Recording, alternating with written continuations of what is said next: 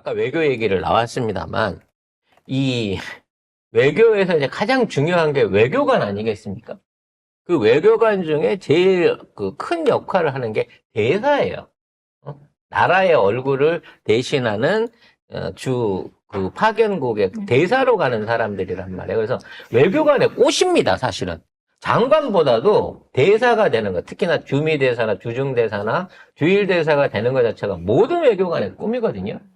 근데 정말 희한하게도 이번에 신임 호주 대사로 임명된 사람이 나왔습니다. 얘기해서요. 네, 이종섭 전 국방부 장관을 대사로 임명했습니다. 호주 대사로. 이게요, 나는 너무 뜬금없는 게, 네. 장관은 말하자면 이제 국무위원이잖아요. 국무위원이라고 하면 옛날 뭐 왕실 이걸로 얘기를 하자 그러면 참판인 거예요. 각부의 참판이잖아. 근데 이게 대사라고 하면 그 나라에서는 멋있지만 그 당시에 직급으로 보면 사또쯤 되는 거야. 참판하던 애를 갑자기 사또로 내려쳐버린 거거든. 과연 이러한 인사가 역사적으로 있었느냐 말이야. 없죠. 그리고 얘가 무슨 외교부 장관이라든지 아니 외교에 대한 실무를 하던 사람이면 모르겠는데 평생 동안 군인이었어요. 국방장관이었단 말이야. 근데 이 사람을 갖다가 호주 대사로 갑자기 우리 대한민국에서 제일 먼 국가,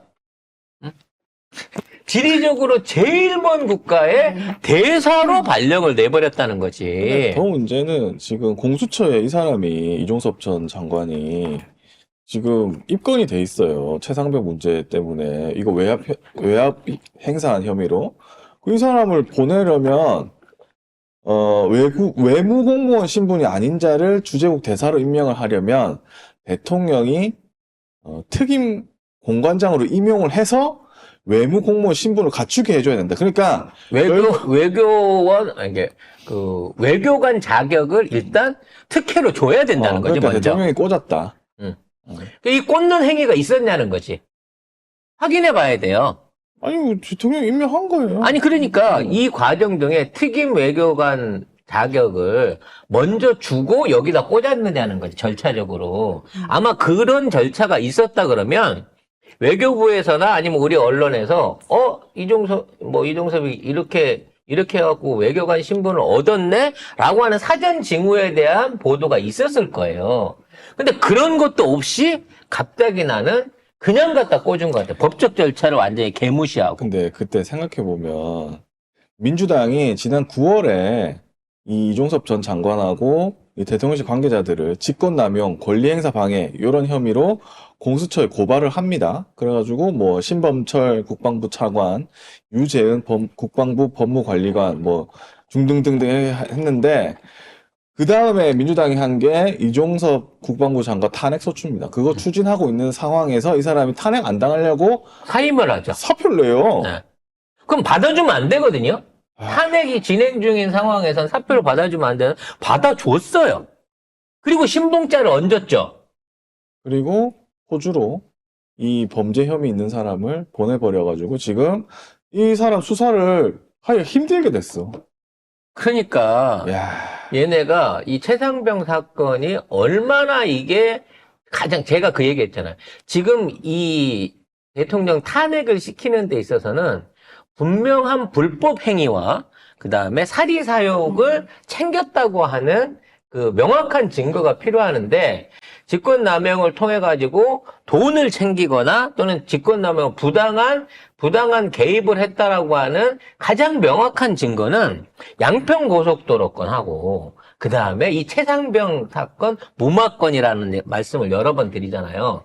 지금 있는 거 김건희 특검이나 대장동 특검으로는 대통령으로서의 탄핵을 시킬 수 있는 증거 자료나 사건이 될 수 없어요. 왜냐면 그건 대통령 때 한 게 아니니까. 근데 요 두 사건은 대통령으로서 대통령의 지위를 이용해가지고 불법적인 행동을 한 거기 때문에 요게 이제 진짜 탄핵의 사유가 될 수 있는 거라는 이거는 거거든요. 거의 국정농단급이에요, 이거는. 그래서 그와 관련된 얘기를 하면서, 야, 이거 보니까 막 상관없는 정무비서관실도 관련이 돼 있고, 파견지 경찰도 관련이 돼 있고, 이걸 보니까 이게 단순한 대통령뿐만 아니라, 실질적인 대통령실 전체 따져놓고 보면 건의가 움직인 냄새가 난다라는 말씀을 제가 드린 적도 있는데, 아무튼 이거는 특검 가기만 하면 무조건 탄핵이 되는 건이에요. 그래서 이 부분에 대한 거를 아예 진행이 되지 않게 하기 위해서 이 사람을 호주로 보내버리는 겁니다. 이런 경우가 있나? 이거는 경우에도 없는 인사이기도 하지만 그 의도가 너무 빤히 보이는 범죄적 행위예요. 범죄적 행위. 호주에선 좋아할까? 어? 이런 혐의를 받고 있는 사람인 줄 다 알 텐데. 호주한테 얘기하겠지. 이 호주 대사 잘 숨겨주시면 레드백도 좀 싸게 드리고요. 네. 그게 무슨 국가 거. 아니, 저희가 진짜 각종, 미치겠다. 그러니까 그 얘기를 지금 얘네들이 궁색한 변명을 하는 얘기가 그거예요. 지금 호주하고 안보에 관련된 무슨 뭐 해상훈련부터 시작해갖고 레드백 계약부터 시작해갖고 막 여러 가지 군사적인 협력이 지금 진행되고 있는데 그런 것들을 관리하는 최적임자다. 뭐 이런 개소리를 하고 있다는 거지. 옛날에 그런 거 있었잖아요. 검찰들이 핵심 피해자 봐주려고 해외로 빼돌리는 짓. 그 짓을 지금 이 똑같은 짓을 하고 있는 이 정권이. 아니 그냥 옛날에 도망갔던 지가 스스로 도발이를 쳤던 놈들이 있잖아요. 그래갖고 이번에 최근에 들어왔던 그래서 사면받은 이런 새끼들처럼 지가 스스로 이렇게 도망 나간다 그러면 왜 그걸 못 잡았어라고 하면 어머 모르는 사이에 빠져나갔어요. 그럴 수가 있는데 이거를 이렇게 꼽맞춰 태워가지고 안전하게 이 면책특권 줘 가면서 호주로 보내버리는 거는요. 너 가서 입 닫고 거기 가서 딱 3년만 있다가 와. 이 얘기나 마찬가지인 거예요.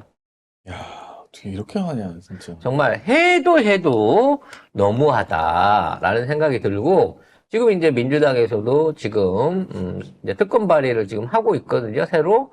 그래서 일단 김건희 관련된 특검은 양평하고 디올백을 넣어가지고 특검법 재발의했고요.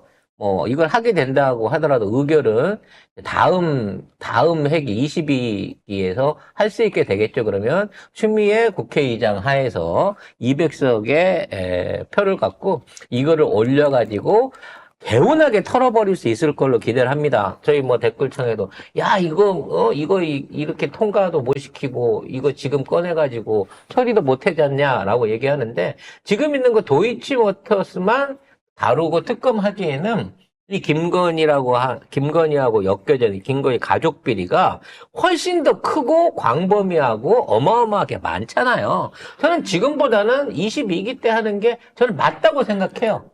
그렇기 때문에 그 부분에 대해서는 비판의 여지가 없습니다. 어차피 당할 줄 알았던 거고 표결을 하면.